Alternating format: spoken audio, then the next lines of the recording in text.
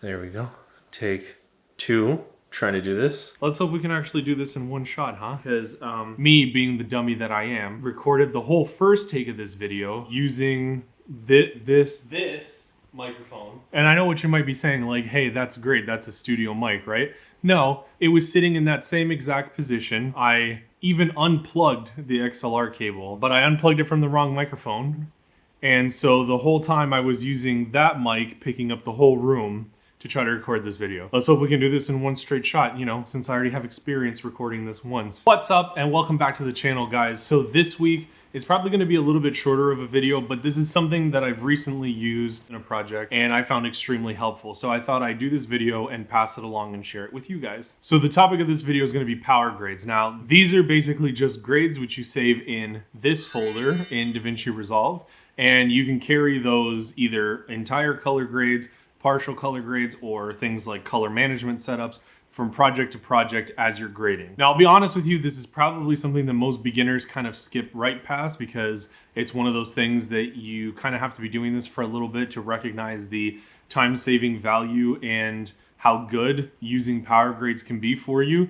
Most beginners probably want to jump in there and start color grading right away. Whereas if you take the time to set up your power grades, set up your projects properly, then that can really help you in the long run, especially with the time that it takes to color grade something like a more complex project. Okay, but before I get really far ahead of myself, what are power grades? So power grades are just a node tree, a grade that you save, and that includes all the little changes that you made within your node graph and all the effects and everything that you've added.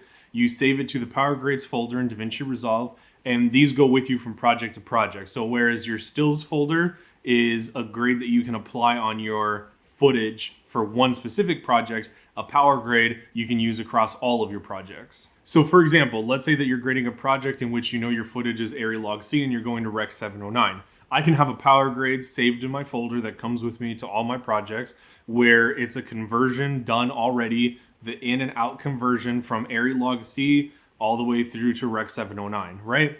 And right in a couple of clicks, if, for example, let's say your whole timeline is Arri log C footage, you can have your whole project color graded in a matter of a couple of clicks. All right, so I'm gonna jump into Resolve and I'm gonna show you guys examples of power grades that I use and how to use them. But before I do, if you guys haven't done so already, please hit the subscribe button. It helps me out a lot, especially in establishing this channel. And also, it's free to you guys, along with all the great filmmaking content that I have up on the channel. So if you don't mind, please hit the subscribe button down below. I really want to grow this channel. Hopefully we can hit 1,000 subscribers soon. That would be really cool. And along with that, also hit the like button if you like this video. And yeah, let's get into Resolve and check it out. All right, so as I stated, power grades are a great way to save you some time and they'll allow you to work a lot faster. We all have things we do every time we get into Resolve. Hopefully by this point you have a really good color management strategy already in mind when you start your projects. And instead of doing these things manually every time you open up a new shot or a project, you could have those saved and ready to go to work for you. All right, so where are power grades? Well, if you look at the top left corner here and you open up gallery, you have a folder already called Power Grade 1. This is where all of your power grades can be saved. There's also a stills folder, essentially the same, but stills are confined to just your one project. So if I'm on my stills folder here and I grab a still, let's say of this image that I'm working on, it moves to the stills folder, but I won't be able to access this as I jump to another project.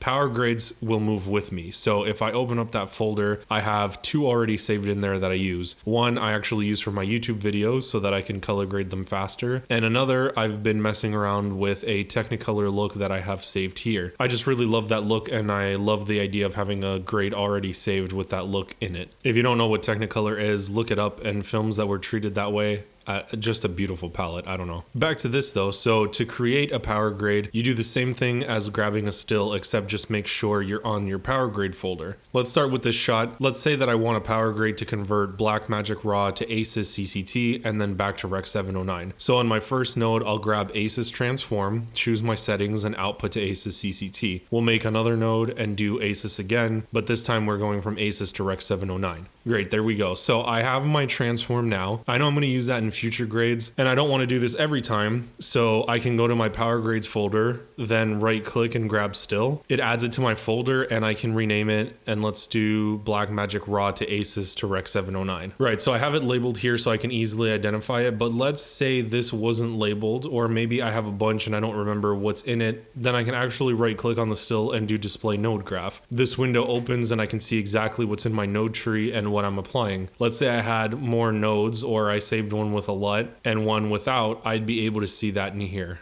Another really great feature in Resolve is that, let's say I have a few Blackmagic Raw Powergrades that I've saved. I don't have to apply them. I can actually just hover over these stills and mouse over them, and it'll show me a live preview, which is actually really cool. Obviously not groundbreaking, but it's the little things like this that make it easier on you, so this definitely adds up over time, and you'll be able to work a lot faster. And you actually have the ability to also move these between folders, so let's say you meant to save a still as a Powergrade. If I grab one here, I can actually just click and drag it over to Powergrades and it'll move it to that folder. So I have that now for future projects. So let's talk some other use cases of this. One of my favorites I've already shown here is color management. Easy for me to save Powergrades like this, which is a simple Aces conversion, and then use this moving forward on my Blackmagic Raw projects. You can also save an entire grade here as well. So for those of you making YouTube content, you have a studio with the same lighting setup, etc. I have my Powergrade saved here. If you look at the node tree, that's my entire grade. I can just record, apply this grade, and then start tweaking from there. That makes it really easy to save time and then just make minor corrections as I need them. You can also save different grades with different LUTs. So let's say you regularly use a Kodak film emulation, but you also switch to Fuji sometimes. You can set your node graph up with these transforms and save them as Powergrades, so you can bounce between them and sort of audition them as a good starting place sometimes. All right, so that's where I'm going to leave it for this video. Now, keep in mind,